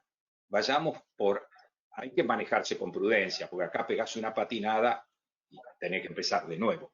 Pero en condiciones generales, tenemos que tratar de impulsar y de machacar y de conseguir, bueno, que confíen en nosotros las autoridades y que sepan que las posibilidades están todas las posibilidades de poder crecer y de poder aumentar las exportaciones en el contexto que aún en este momento de alta incertidumbre estamos atravesando. Muchas gracias, Roberto. ¿No? Excelente. Vamos al último tema y tratando de redondear porque también se nos ha ido un poco el tiempo. Estamos ya en 1 hora y media que vamos avanzando, sobre todo por la gente que se conecta, ¿no? Que es la reinvención de modelos de negocio y herramientas financieras en tiempo de crisis. O sea, esto un poco llevado al contexto de, o sea, tratar de resumir algunas cuestiones por propuestas concretas o que estén actuales o posibles a futuro, ¿no? Estamos con Salvador, por favor. Bien, reinvención de modelos de negocios. Yo siempre trato de plantear con mis clientes cuánto es la inflación. Y si uno toma 2000, o sea, nosotros tuvimos un proceso de acostumbramiento, ¿viste? O sea, del 2011-2012 tuvimos, del 2011 al 2015, ponerle 2017, nos acostumbramos a una inflación del 25% anual. Y nos acostumbramos a la inflación del 25% anual. Y del 2018 para acá nos acostumbramos a una inflación del 50% anual. Si vos tomás 2018, 2019, tuviste una inflación del 100%. 19, 20, 100%. Y 2021 vamos a tener 100%. Entonces, en los negocios de ciclo largo, como es una inflación alta va en contra del negocio. Entonces, yo lo que digo que en los negocios de ciclo largo, al estar más afectados, nosotros necesitaríamos, sí o sí, tener un tratamiento impositivo distinto del que tenemos. ¿Por qué? Porque los balances solamente se ajusta una sexta parte de la inflación. Hablo de los balances impositivos. Entonces, si yo para recuperar un galpón necesito 7 años y vos me vas a ajustar por inflación sola una sexta parte y después yo te tengo que pagar ganancia del 35%, me están mandando al muere. Primer punto. Segundo punto, si yo trabajo con una inflación del 50%, yo tengo que dotar a mi negocio de la menor cantidad de capital posible y la mayor cantidad de préstamo posible, dentro de lo que me indica, me muestran los indicadores básicos del negocio. ¿Por qué digo esto? Pues yo, por ejemplo, hoy te ofrecen una tasa del 40% anual. Y yo siempre le digo a mi cliente, vos, ¿cuánto pagás de ganancia? 30%. Bueno, ¿y los intereses dónde van? A pérdida. Muy bien. Entonces la tasa no es del 40, es del 28. Porque si la tasa es del 40% y el 30% yo lo voy a desgravar de ganancia, mi tasa efectiva neta de impuestos es del 28%. Y si yo tengo un producto que aumenta más del 28% anual, bueno, bienvenido ese crédito, tengo que trabajar más con dinero de tercero y menos con capital propio. ¿Para qué? Para pagar menos impuesto a la ganancia, porque el problema no es pagar impuesto a la ganancia. El problema es que vos te podés descuidar y pagás impuesto a la ganancia, pero después te vienen y te fijan los anticipos y eso te quita flujo de fondo para que el negocio siga creciendo. Entonces, o armás un artilugio financiero para pagar menos impuesto a la ganancia, o tenemos que juntarnos los muchachos que hacen los huevos, los muchachos que hacen los pollos y al gobierno y decir, mira, la ganadería tiene un tratamiento especial en la parte impositiva y nosotros con los pollos necesitamos tener un tratamiento especial, porque yo para recuperar un galpón necesito 7 años. Entonces, la pregunta es, ¿cómo generamos una conversación, una política de Estado que contemple que nosotros somos un sector capital intensivo? Si yo soy un sector capital intensivo, ¿cómo voy a tratar de trabajar monetizando más el proceso de agregado de valor? Bueno, ahí viene el tema de la logística. Yo muchas veces me pregunto de por qué, digamos, el que produce pollo, el producto de huevo, no se compra camiones y lo lleva a destino. A mí me dicen, Javier, si me equivoco en lo que digo, te pido por favor que me trate con cariño, porque somos amigos y estamos delante de gente, ¿ok? Entonces digo, me dicen que la logística del huevo no es tan cara. Entonces la pregunta es, si la logística del huevo no es tan cara, porque yo en un camión llevo mucha cantidad de huevo, ¿por qué no compramos camiones? Porque el camión lo puedo comprar con crédito, amortización del 20%, y tanto el crédito como la amortización me reduce el pago de impuestos a las ganancias.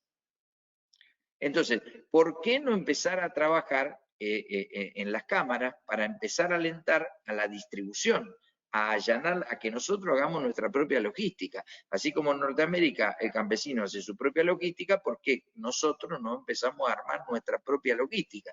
Yo sé que yo estoy diciendo esto y del otro lado hay alguien que me está escuchando y me está gritando porque el camionero tiene que ir al gremio de camioneros. Bueno, no me importa, ponerlo en el gremio que sea, pero vos cuando pongas la logística vas a tener una mejora de precio, vas a tener, en la rentabilidad, vas a poder entregar en tiempo y forma, en los tiempos que vos querés, bajo las mejores condiciones que Javier planteaba para la presentación del producto, o Domenech en la presentación del producto.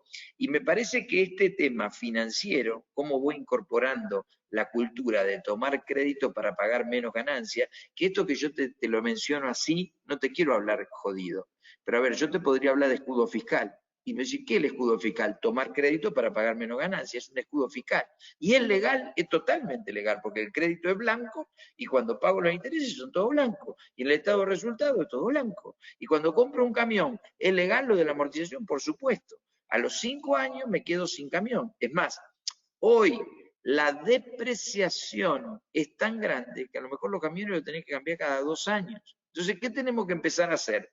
Los que tenemos negocios capital intensivo y largos en el recorrido de tiempo, tenemos que buscar herramientas financieras y cómo atemperar los pagos de impuestos a la ganancia. Porque si yo no hago eso, termino transfiriéndole al Estado capital. ¿Me explico? Porque si yo, el mismo galpón, que tengo una recuperación de 7 años, me lo hacen dejar a costo histórico, cuando yo vendo un huevo en el año 7 o cuando vendo un pollo en el año 7, le estoy transfiriendo capital porque en mi balance impositivo vale muy poquito ese galpón y el producto que vendo está a precio de mercado. Y en las cantidades que trabajo, el perjuicio sobre mi capital es muy elevado. Entonces, yo siempre digo esto, para ver los modelos de negocio tenemos que sentarnos a hacer los palotes como si recién empezáramos. Decir, bueno, mira, el pollo tiene una alta rotación, yo lo puedo rotar 6 veces, 7 veces al año, Roberto ahora me lo dirá exacto, pero digamos el galpón, el recupero lo voy a tener en 7 años, o sea que es capital intensivo, y lo tengo que buscar. El galpón con los huevos tiene una tecnología espectacular. El huevo va por una cinta, tiene que ir, lo tienen que pesar, lo tienen que sellar, lo tienen que poner. ¿En cuánto voy a recuperar toda esa inversión? ¿Cómo puedo trabajar para que el impuesto a la ganancia no se lleve mi capital por la falta de actualización? Y en caso que yo quiera generar una política de Estado, lo primero que le tendría que pedir al Estado son 2 cosas. Primero, que baje la inflación. Y lo segundo, hasta tanto bajé la inflación, buscar la forma para dejarme a mí actualizar por inflación el capital que hundo, porque de lo contrario te voy a terminar transfiriendo capital a vos. Lo dejo como tema que también tiene que ver con la alianza, con la integración, con llegar a la góndola, que es, digamos, el fin final para tener más rentabilidad.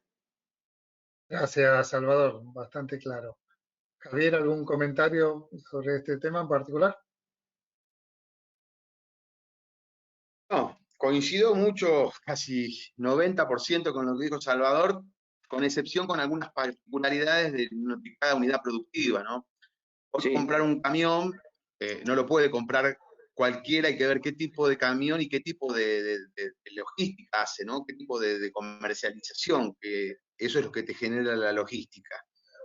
Pero sí coincido en que mucha gente que tiene camiones y hace su logística comercializa muchísimo mejor el que se queda esperando al comprador en la puerta de la tranquera y le vende el producto final. Digo, nosotros tenemos un diferencial de precios en granjas de la provincia de Buenos Aires contra granjas de Entre Ríos de entre un 13 y un 15% del precio del mismo producto. La diferencia es que uno quizás que lo entrega en un mayorista acá en Buenos Aires y el otro, el mayorista lo va a buscar a Entre Ríos. Y cuando vos haces número, no sé cuál de los dos le va mejor, pero son modelos de negocios diferentes en la comercialización. Uno lo sale a entregar y otro está esperando que se lo retire. Digo, me compro un camión para salir 2 veces por semana a entregar la mercadería que produzco y me quedan 3 días el camión encerrado, no me sirve. ¿Por qué? Porque tengo unidades productivas todavía que no me van a amortizar el costo diario de salir el camión a la calle. O sea, o no se justifica. Pero bueno, después lo que dijo Salvador, con el resto coincido con todo. Javier, Acá el problema que tenemos. Sí. Javier, ¿te puedo interrumpir un segundo? Y entre Sí, 5 claro. granjas, si entre 5 granjas compramos un camión. Ahí está. Ahí está. A lo que yo voy es al nuevo modelo que estoy empezando a pregonar. Digo, yo tengo una cultura de productor chico. Tengo una cultura de productor chico, productor mediano, que no quiero ver más. Tengo 3 generaciones en el negocio y vi irse del negocio a muchos productores, principalmente a los chicos. En este negocio los chicos cada vez son más chicos y los grandes cada vez son más grandes. Digo, no está mal que se dé eso porque eso se dio naturalmente, pero digo, yo quiero que los grandes sigan creciendo, pero que los chicos y los medianos se aglomeren de manera tal que se preste servicio entre ellos y que tiren todo para el mismo lado. Como bien decís vos, se compra un camión y lo usan, el lunes lo usa uno, el martes el otro, el miércoles el otro, el jueves el otro, el viernes el otro. Digo, buscar la manera de hacer comercialización en equipo, compras en equipo. Hubo algo muy bueno que sirvió bastante en Pilar, un grupo de productores, que hay que reconocerlo, lo hizo el señor Juan Valero, con un grupo de productores, pero el pionero, el de la idea fue él, acompañado por Bertaccini, acompañado por Juan Larrondo, acompañado por Claudio Gómez, los nombres porque fue fantástico lo que hicieron, lograron algo, hasta que uno de los socios se mandó una macana grave y explotó por los aires esa relación. Pero si eso se hubiese mantenido, yo creo que ese modelo es el que hay que prestarle mucha atención, porque ha dado resultados. Ellos iban a Ensol y le decían, te compro núcleo para 1.200.000 gallinas, y no iban en forma individual. Entonces, cuando Ensol entregaba un camión completo de núcleo, no tenía que hacer entregas puntuales chiquititas. O sea, digo, se optimizan los costos y se optimiza todo. Digo que ese modelo de negocio es, si no querés que el chico sea cada vez más chico y que siga produciendo la economía familiar vista como economía familiar, es el único camino que le queda. No tiene otro camino. Correcto. ¿Por qué? Porque todos sabemos que se está cerrando.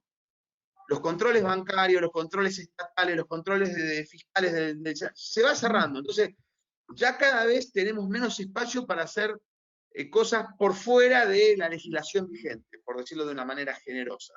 Digo, estamos cada vez más encorsetados. Entonces, el Estado es tan desesperado, tan absorbedor de plata mediante los impuestos, que tenemos que buscar modelos de negocio que nos permitan ser más eficientes. Sin ninguna duda, coincido con Salvador. Y también tenemos que aprender de los que hicieron las cosas bien. En este caso, la carne de pollo está avanzadísima. Han hecho cosas espectaculares.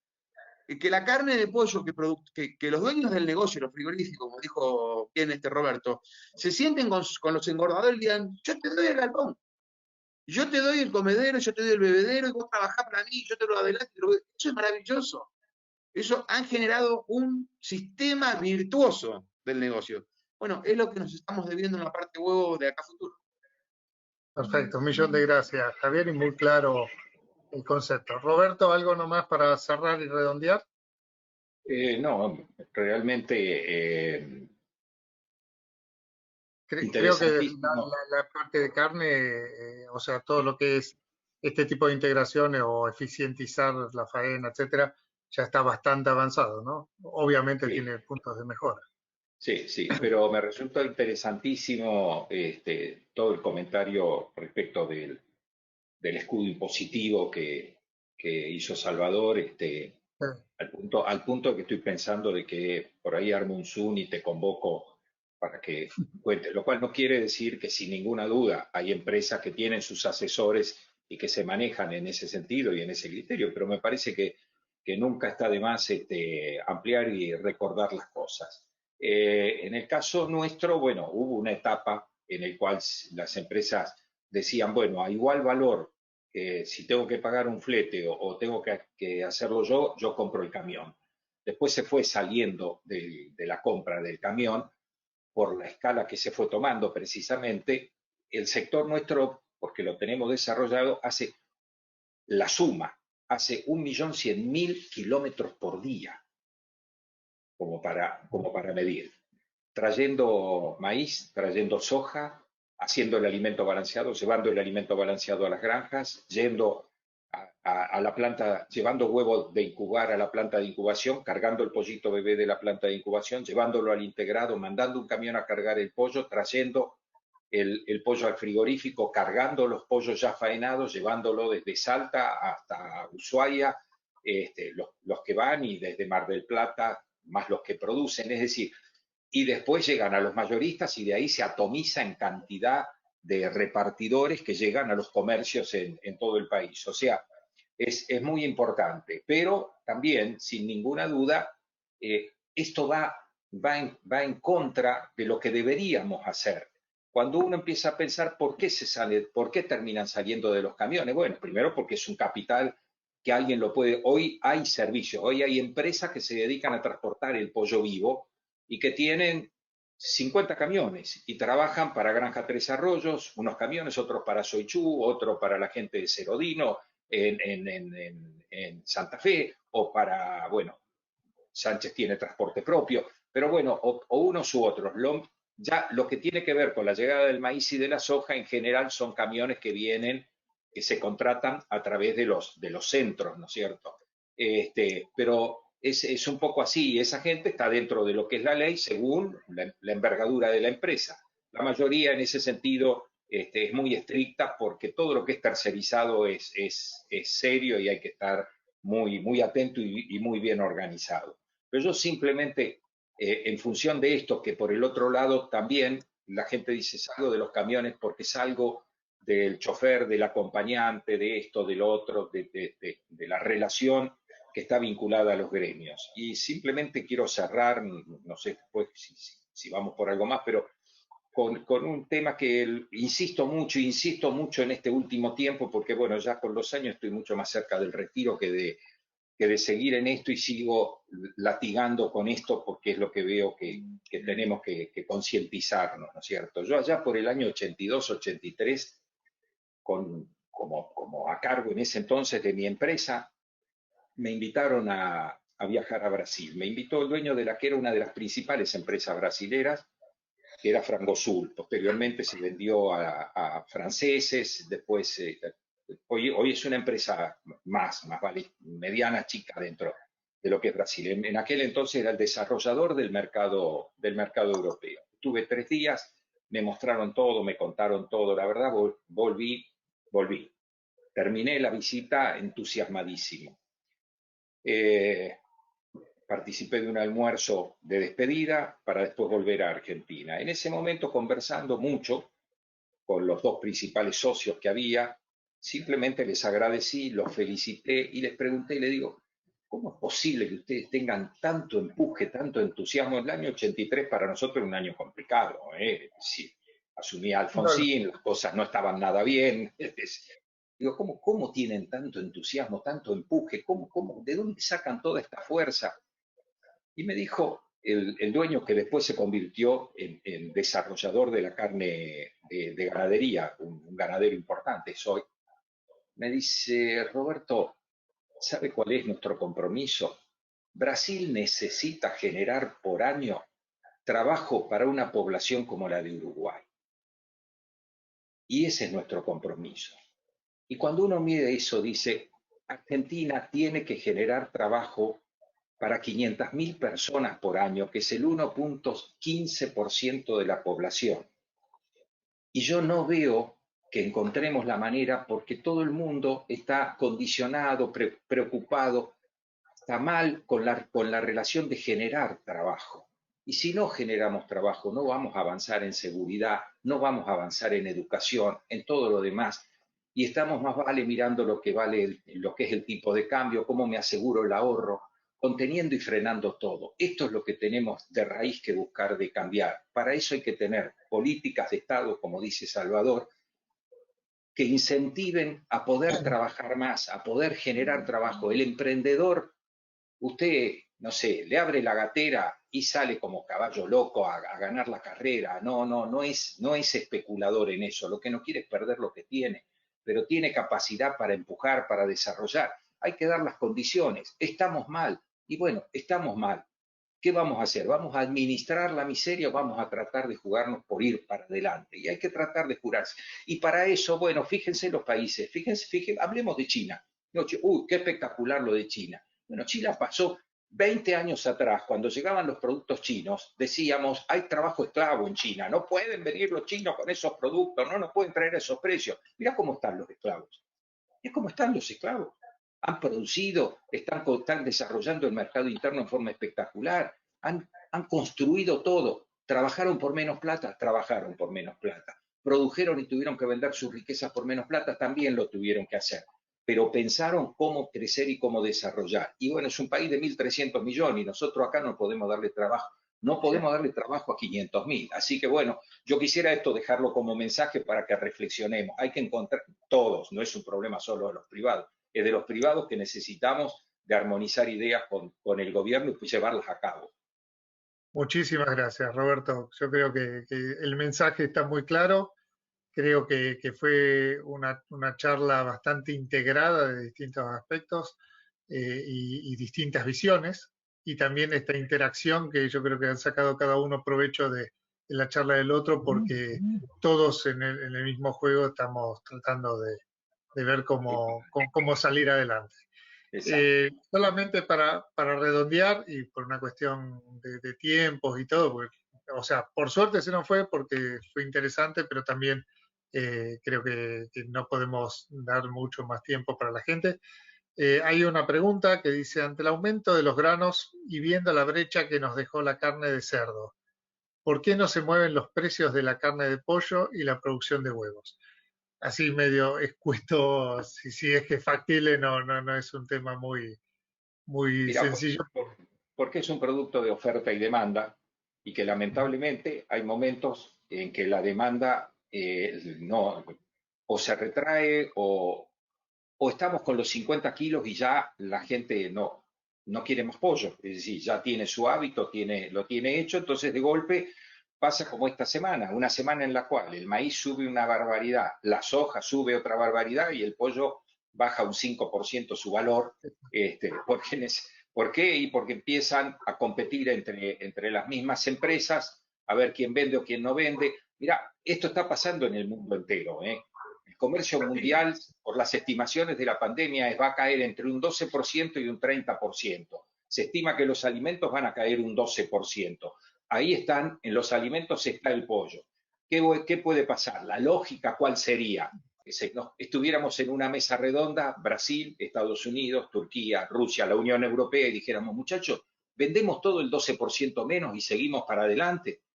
Pero esta es muy salvaje, es una selva de amigos del comercio internacional. Y entonces Brasil, que hizo una devaluación del 40%, bajó el precio, no lo trasladó todavía a inflación, y agarró y fue a los mercados, bajó el precio y a nosotros nos sacó el 18%. O sea, perdimos el 12% que se estima y encima perdimos 6 puntos más. Estamos fuera de precio. Pero esto mismo pasa en el mercado interno. Alguien sale hoy el lunes y dice yo bajo 50 pesos y el otro baja 50 el martes y cuando queremos, después se hablan entre ellos, conversan, che, pero ¿qué estamos haciendo? Si con lo que juntamos no podemos pagar el maíz. Y bueno, ahí vuelven a hacer pie y a encontrarse. Mientras tanto, el que recibe la compra se refriega las manos. Así de simple es la explicación, ¿no? No hay forma de hacerla científica porque no corresponde y no es así tampoco. También es cierto, Roberto, que hay un delay entre el aumento del maíz y el precio de la leche, entre el aumento del maíz y el precio de la carne vacuna, Y si el precio de la carne de vacuna tiene ese delay, atrás venimos nosotros, viene la parte avícola y viene también el huevo. Eso también es una realidad y hay que darle tiempo. Yo lo único que siento, Alejandro, digamos, que quiero dejarles 3 cosas. Lo primero es que, bueno, a Ensol, a Sumitomo le agradezco mucho y que a Daniela y a Golín le pagaré una cena si Roberto me contrata, digamos, ya que, digamos, esto dio una oportunidad de negocio que dice que me va a contratar, a Alejandro y Daniela ya le aseguro una cena en Rosario en un restaurante que me auspicia la página. Lo segundo, una tendencia internacional que se la dejo para que la piensen, es que todas las empresas son de logística. O sea, pensar todas las empresas como son de logística. Yo voy a hacer un chivo en una empresa que yo asesoro. Cuando vos le preguntás a los Paladini, ¿vos tenés un frigorífico? Te dicen no. ¿Vos tenés, hacés fiambres? Te dicen no. ¿Y vos qué hacés? Logística. Porque yo tengo que llevar el maíz a las madres que tengo en San Luis, la tengo que traer para acá, después acá hago todo el frigorífico, la distribuyo a 24 provincias argentinas. Si yo no tengo una buena logística, me muero.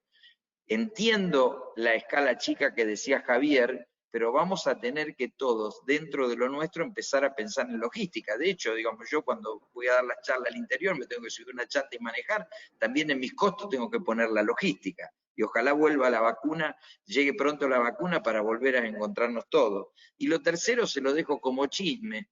Digamos, esto, digamos, yo estoy con la actualidad al minuto. En las redes están diciendo en las redes, tómenlo como lo digo, que estaría renunciado Guzmán, que el ministro de Economía, digamos, sería Culfas, iría al Banco Central, y el ministro de Economía sería básicamente quien está en YPF, que ahora se me fue, digamos, de la cabeza, acá lo veo, sería Guillermo Ness. El que negoció la deuda con Lavagna. Exactamente, con muy buena relación con Roberto Lavagna. Esos son los rumores, a ver, le repito, son rumores. A24 puso una pantalla con esto, Jonathan Viale lo está diciendo, o sea que evidentemente en el transcurso de la noche vamos a tener novedad por esto y le agradezco a Javier y a Roberto las consideraciones que me hicieron porque yo siempre digo que trabajo a través de una pantalla de computador y ellos son los que están con la mano puesta en los negocios, así que le agradezco las consideraciones que tuvieron para conmigo y de nuevo gracias Ensol y Sumitomo. No, por favor, Salvador, realmente. Gracias. Y yo también, para cerrar, quiero Javier, por favor, hay un comentario. agradecerles. Sí, quiero agradecerles a Ensol, a Sumitomo, a Salvador y a Roberto, que compartir con ellos este webinar fue muy interesante. He aprendido siempre, yo se lo digo a Roberto personalmente y no me ruborizo de decirlo públicamente, yo aprendo mucho de Roberto. Roberto ha sido una persona que cuando yo arranqué como presidente siempre me acompañó, me enseñó mucho y le voy a estar eternamente agradecido. Es uno de los pocos que yo puedo tener como persona y reconocer públicamente que me ha siempre aconsejado y por eso yo trato de, hay veces lo engancho medio de las corridas, pero trato de consultar muchas cosas con él. Así que gracias Roberto, gracias Salvador, gracias Felipe, también gracias a Daniela, gracias a la importante cantidad de asistentes que nos acompañaron. Los desafíos son diarios, todos los días tenemos un desafío diferente. Vivimos en Argentina, lo que sí a mí me convence que estamos en esa camada de argentinos que no nos entregamos porque sí. La seguimos peleando, la seguimos batallando, tratamos de buscarle la vuelta. Y si hay algo que somos los agricultores, somos persistentes. Un amigo dice que somos herejes, que cuando podemos salir del negocio hacemos lo posible para no salir del negocio y cuando no hay que salir del negocio porque no es el momento, queremos tirar todo al diablo y regalar todo e irnos. Nada, estamos criados así. Nos gusta, mucha adrenalina diaria, mucho desgaste, pero es una pasión. Ser agricultor es llevar proteína, llevarle alimentos sanos, naturales y estar comprometido con las mesas de los, en este caso de los argentinos. Roberto puede decir con muchas de las mesas del mundo. Ojalá yo prontamente diga también en las mesas de mucha gente del mundo. Es un desafío también pendiente del sector nuestro. Así que gracias Felipe, gracias Daniela por la invitación, un placer como siempre. Genial. Bueno, simplemente cerrar y a nombre de nuestra empresa Sumitomo Chemical y por supuesto también en conjunto con Ensol agradecer a cada uno de los expositores. Brillante presentación, Javier, Roberto, Salvador. Por supuesto queda la puerta completamente abierta para una segunda potencial ronda a redondear algunos temas que pueden haber quedado en estos interesantes temas que compartimos y por supuesto agradecer a cada una de las personas que se dio el tiempo y que participó de la presentación en sí. Así que muchísimas gracias y que tengan un gran día.